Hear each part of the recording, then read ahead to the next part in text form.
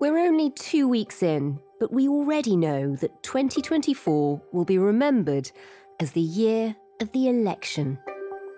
2024 is expected to be the largest expression of democracy in human history. Not only with the US presidential election, but those in India, Indonesia, the Ukraine. We have in 2024 more people voting than in any other year in the history of the world. Ghana, Mexico. Countries that are home to 4 billion people, half the world, are set to cast ballots in elections this calendar year. The United Kingdom, European Parliament, and many others. But the very first election of this monumental year, which takes place tomorrow, might actually be one of the most consequential. One of them I'm looking at is Taiwan. The result of that election could further provoke an already very tense situation between China and Taiwan. Tomorrow, the Taiwanese people head to the polls to vote in a new legislature and a new president. And there's one issue that's quite literally looming over the election. So it's the second day in a row that we've seen these balloons from China flying near Taiwan. Last week, China launched several balloons across the airspace in Taiwan with one clear message: Big Brother is watching. As Taiwan goes to the polls, China has already denounced the presidential front-runner as a separatist and a troublemaker. And if he wins, it might provoke a dangerous reaction with global consequences. Chinese military officials have told their US counterparts that Beijing, quote, will never compromise on the issue of Taiwan. China urged the US to stop arming Taiwan, which is holding elections this week. You're listening to Stories of Our Times from The Times and The Sunday Times. I'm Manveen Rana. Today, could Taiwan's election start a war?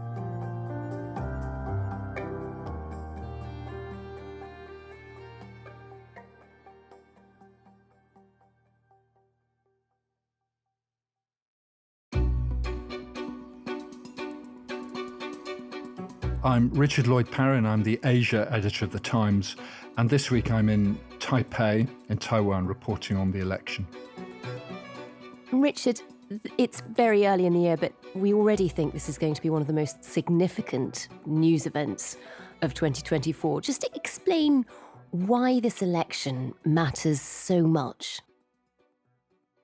This election matters because Taiwan matters so much. Taiwan, this small island in East Asia, could well turn out to be the focus of a future regional or even global conflict. It's one of the world's most dangerous global flashpoints. The election tomorrow will determine who will be the next leader of Taiwan and who will steer the island through these very choppy waters. And as a backdrop to an already tense situation, Beijing has been ratcheting up the tensions even more over New Year. Just remind us, what has President Xi been saying? Well, President Xi Jinping gave, as he always does, a New Year address to the nation in which he essentially repeated China's long-standing position. The reunification of China is a historical inevitability, and compatriots on both sides of the Taiwan Strait should join hands and share the great glory of national rejuvenation. Our goal is grand and simple. He said all Chinese on both sides of the Taiwan Strait should be bound by a common sense of purpose and share in the glory and rejuvenation of the Chinese nation. That message will have rung out loud and clear 2 weeks before the election. You're there at the moment in Taipei. Are there any signs of the Chinese trying to interfere in these elections in any other way? Yes, there are. They vary from menacing military exercises, military planes and naval vessels coming quite close to Taiwan in the strait between the island and the mainland. That's been going on for a while. There's also a lot of evidence that Chinese authorities are using social media to transmit divisive or propagandistic messages. There was even a case recently of a very famous Taiwanese rock band called Mayday, who have been accused in China of the crime of lip syncing. Lip syncing is a crime in China. Is it? Who knew? Isn't that quite standard? Yes. Not at all, no. If the Chinese enforcers were able to see a lot of Western pop music, they'd be outraged, I think. But anyway, the point of this is, the idea is that they've been using this means to encourage this band to come out for China. So this election clearly matters to the Chinese authorities. They're trying to send out all sorts of misinformation campaigns. Do they have a particularly preferred candidate? I mean, just take us through, for such an important election, just take us through the runners and riders. Yeah, I mean, essentially at this late stage, the contest is between two parties. The ruling party is the Democratic Progressive Party, which has been in power for the last 8 years. So President Tsai Ing-wen, the country's first female president, was elected in 2016 and re-elected 4 years ago. She can't stand because she's served out her 2 terms, but her vice president, a man called William Lai, is running and is shown in the most recent opinion polls to have a rather narrow lead. I always say peace is our destination. Democracy is our compass. We have no choice to navigate bravely through this complicated situation. The DPP, as it's called, essentially represents people who feel themselves to be part of a modern, independent nation with its own identity. China is very unhappy with the DPP. The DPP government and China do not have any dialogue or direct communications. China regards the DPP as a dangerous separatist force, and separatism, the independence of Taiwan, is the thing that it most aggressively and viscerally opposes. So that's the continuation candidate, really. This is the man who is currently vice president, going for the top job. He's a known quantity. Who's his main competitor? His main competitor is a man called Hou Yu, who is the candidate of the Kuomintang, the nationalist party known as the KMT. The most important thing at this stage is that we in Taiwan still have to stabilize this area in the Taiwan Strait.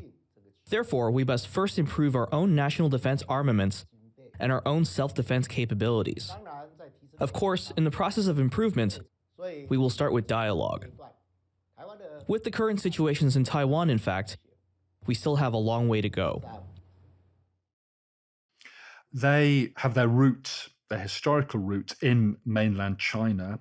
They were originally the nationalist movement of General Chiang Kai-shek, which was defeated by Chairman Mao's Communist Party in 1949 and fled to Taiwan. And they are, I mean, they're certainly not communists. They reject communism, authoritarianism. They're a democratic party these days. But they very much look to China as the most important player in Taiwan's international dimension. They take the view that a small island nation like Taiwan can't exist in the long term without a continuing relationship with China. I suppose there is a danger that here in the West we'll see this election as a poll on Taiwanese independence and how the people of Taiwan want to relate to China in the future. But you're there at the moment. I mean, is that what people are actually voting on? That is no doubt a very important issue and at the forefront of many people's minds. But of course, it's not just about that. I was out the other evening at an election rally in a county called Yunlin, a town called Huwei. I'm in the town of Huwei, which is a smallish city about an hour and a half south of Taipei on the bullet train. And I'm at the Huwei night market. Every Taiwanese city has one of these, with stalls selling delicious food, noodles, dumplings, that kind of thing. And the space in front of the market is filled with a crowd of people, probably a couple of thousand. And they've come here for a rally of the Democratic People's Party of Taiwan. I mean, lots of things came up there. The current president who was speaking there was boasting about her record on, for example, LGBT rights. So Taiwan is, I think, the only country in Asia where a same-sex marriage has been made legal. They're very proud of that. So a big cheer for President Tsai Ing-wen at the end of her speech. She said that an election is like a time machine. If you vote for the right person, you go forward. If you choose the wrong person, she said, you end up going back. So it's not just about national security by any means. And Richard, you began by saying this is one of the tensest flashpoints in the world at the moment. Just stepping back a bit, remind us how we got there. I mean, Taiwan, to begin with the basics, is it a country? Officially, it's not a country, no. It doesn't have a seat at the United Nations, and only a very small number of small governments recognise it diplomatically. Taiwan is, a kind of medium-sized island, 100 miles off mainland China. So it's not close to China. It's quite a wide strait and a very choppy and difficult one to navigate. And for thousands of years, it was inhabited by what are described as Austronesian people. And then in the 17th century, European colonists came in. Spain and the Dutch set up essentially forts with kind of trading areas. During that period, they began to bring in people from China to work for them, essentially.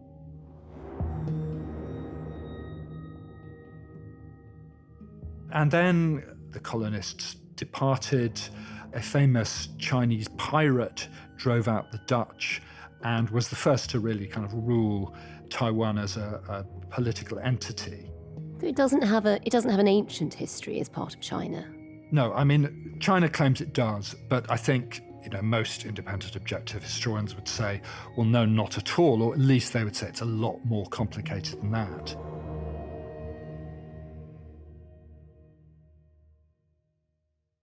And then the Japan came in and they ruled Taiwan as a colony rather successfully. And then they, of course, were defeated in 1945. The end of the Second World War. That's right. So in 1945, the Japanese are defeated and withdraw. And then on the mainland, there is this titanic struggle between the communist forces of Chairman Mao and the nationalist forces, the original KMT of the Generalissimo Chiang Kai-shek. And this was the Chinese Civil War. And it ended with the victory of the communists, the defeat of the nationalists. And the defeated nationalists fled across the Taiwan Strait and came to Taiwan. And they brought with them, among other things, the Imperial Art Collection, which is now in an absolutely magnificent museum in the center of Taipei. I mean, the greatest collection of Chinese art in the world. Wow. And they also brought with them the Chinese gold reserves. So that was a great advantage in establishing effectively a new country. And Taiwan is officially, I suppose, called the Republic of China. Yes, it is. So when the Chiang Kai-shek led his nationalists over the strait into Taiwan, they continued to insist that they were the rightful rulers of China.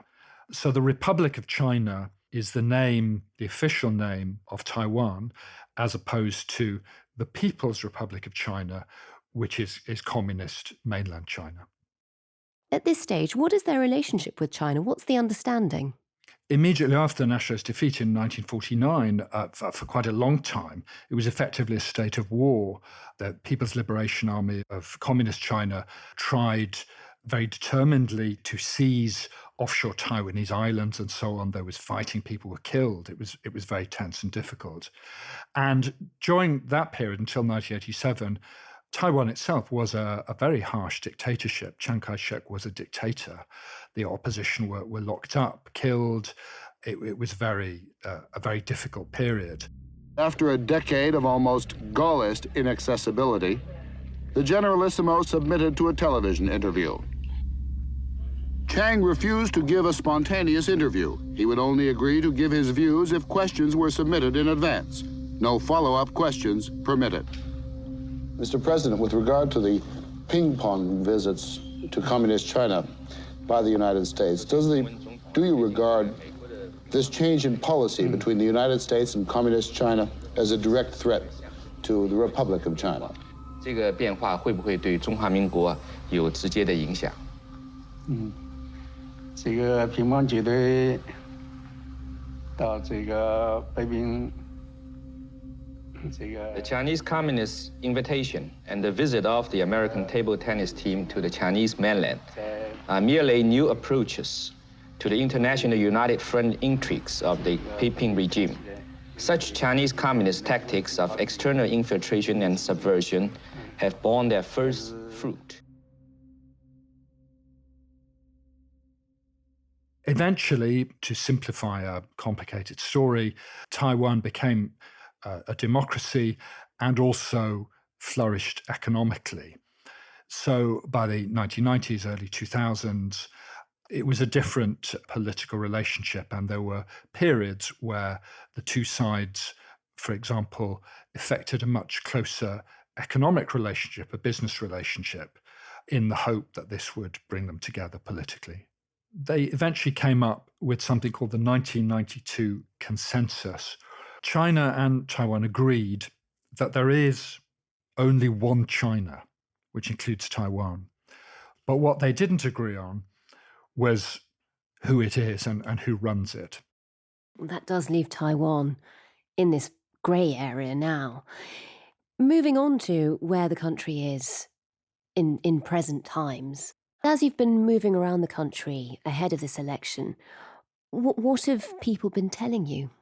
So, for example, I was at a big DPP rally the other night in Yunlin County at the town of Hue. I met a young man, a 23-year-old student. He told me that he thinks the DPP has gone too far in alienating China in a way, and he wants to see more communication across the strait. I think for the most important thing is communication between China and Taiwan. So I think it's not a good idea. We always tell we have to fight against China. And I talked to a 33-year-old woman there who said that she's worried that if the KMT was to win, they would, in a way, submit and capitulate to China. Are you concerned about the relationship with China across the strait? 你会担心就是台海之间的关系吗？就跟中国的关系。如果是民进党执政的话，我不会那么担心。So if it's DPP win the election, she won't concern about it. But if KMT win the election, she is afraid Taiwan will become the next Hong Kong. They would compromise with China, and Taiwan could end up becoming another Hong Kong, where, of course, in recent years, political rights, which had been guaranteed after independence from Britain, have been suppressed.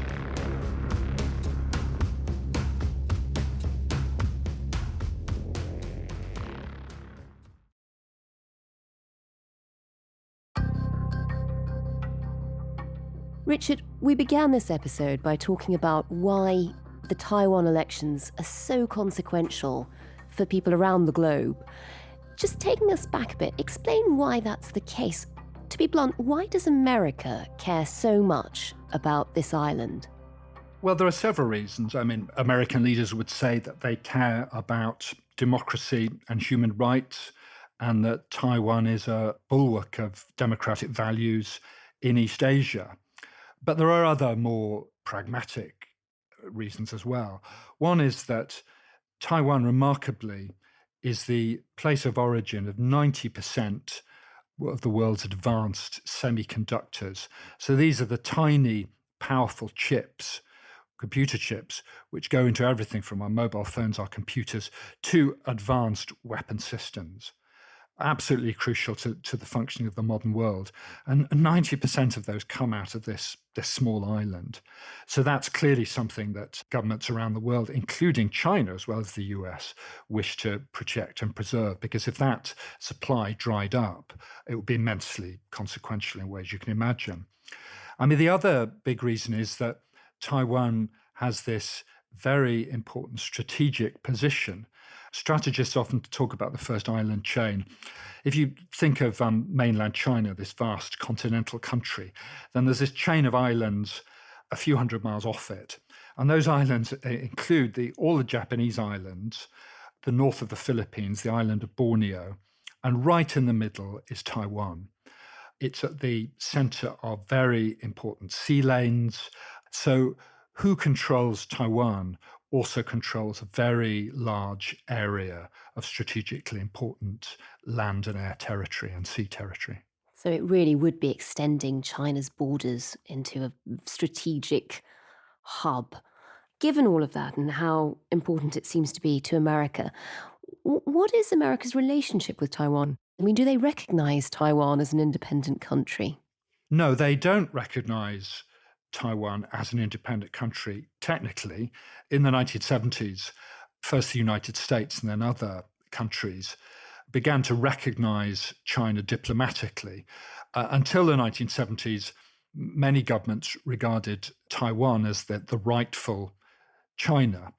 And the idea was that one day Taiwan will overcome the communist forces on the mainland and run all of China from Beijing. Now, for a very long time, it's been obvious that that's a delusion. That's never going to happen. Taiwan is just too small.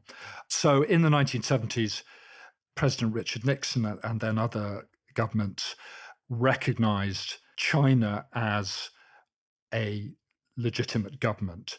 But China's condition was that they de-recognized Taiwan.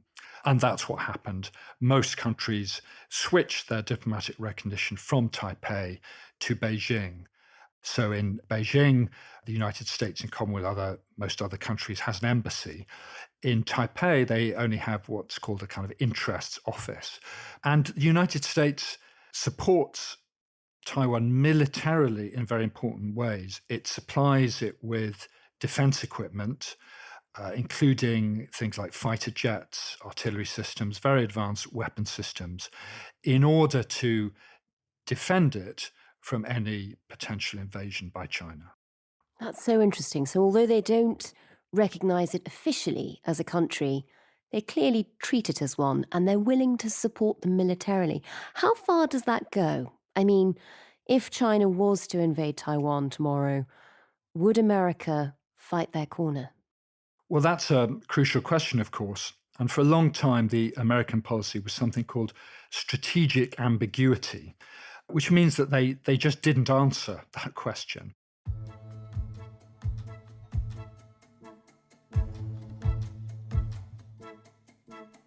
Under Joe Biden, I have to say, strategic ambiguity has become less ambiguous. So he's been asked a few times whether the United States would send military personnel to Taiwan to defend it. Are you willing to get involved militarily to defend Taiwan if it comes to that? Yes. You are. Would U.S. forces defend the island? Yes, if in fact there was an unprecedented attack. To be clear, sir, U.S. forces, U.S. men and women, would defend Taiwan in the event of a Chinese invasion. Yes. What that would mean in practice, we don't know. Would that mean divisions of US Marines based in Japan? Or would it mean just a few military advisors? It's not clear, and we haven't got to that point yet. The State Department, the US State Department, insists that there hasn't been a change of position, but certainly the emphasis under President Biden has changed.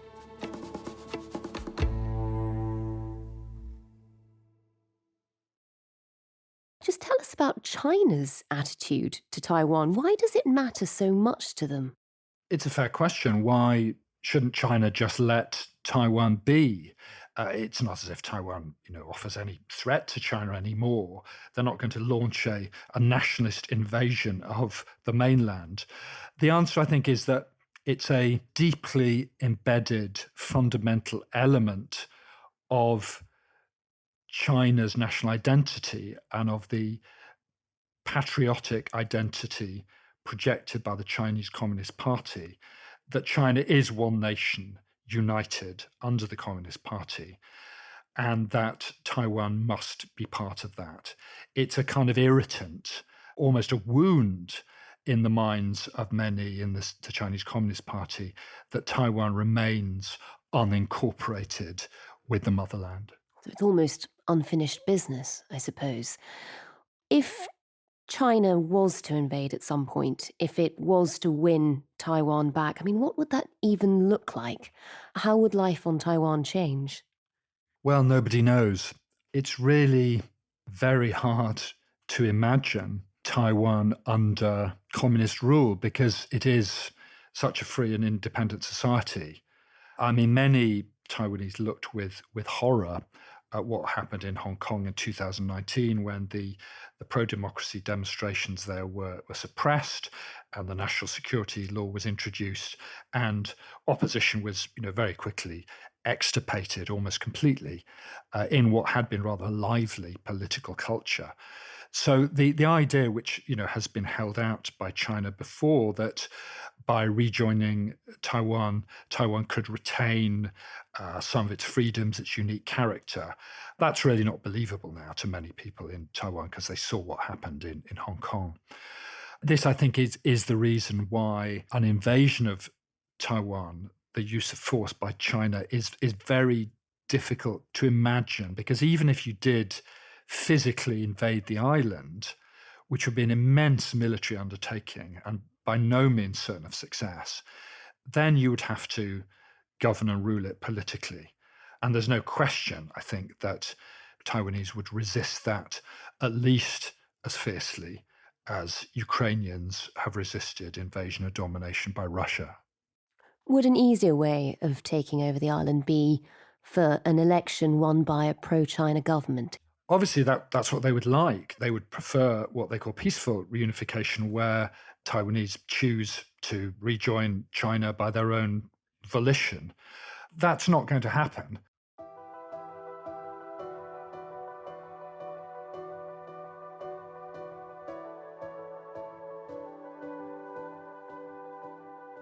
This is I think the frustrating thing for Xi Jinping is that he doesn't really have many options. I mean, for a long time, that was the dream, that slowly over time, through building educational links, personal links, business links, and so on, that the two would sort of come gradually together and find a way of unifying, find an understanding of the kind that Hong Kong used to have.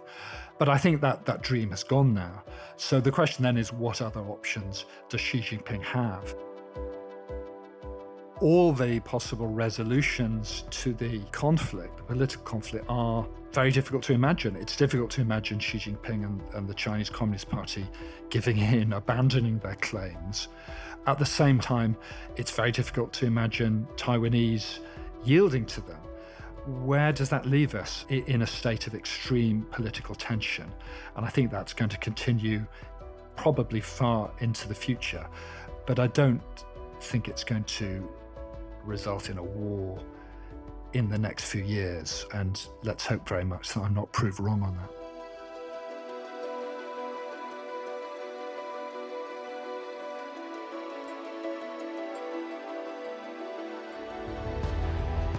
You've been listening to Stories of Our Times, a podcast brought to you thanks to the subscribers of The Times and The Sunday Times, with me, Manveen Rana, and my guest, Asia editor for The Times, Richard Lloyd Parry. If you're a subscriber, you can read all of Richard's coverage of tomorrow's election and his deep dive on China's misinformation campaign at thetimes.co.uk. This episode was produced by Taryn Siegel, the executive producer was Fiona Leach, and sound design was by Mao Lassetto. If you can, please do leave us a review. If possible, make it a nice one. And if you are voting this weekend, good luck. If you're not, don't worry. Chances are it'll be your turn in a few months' time. Either way, I hope you have a lovely weekend. Thanks for listening.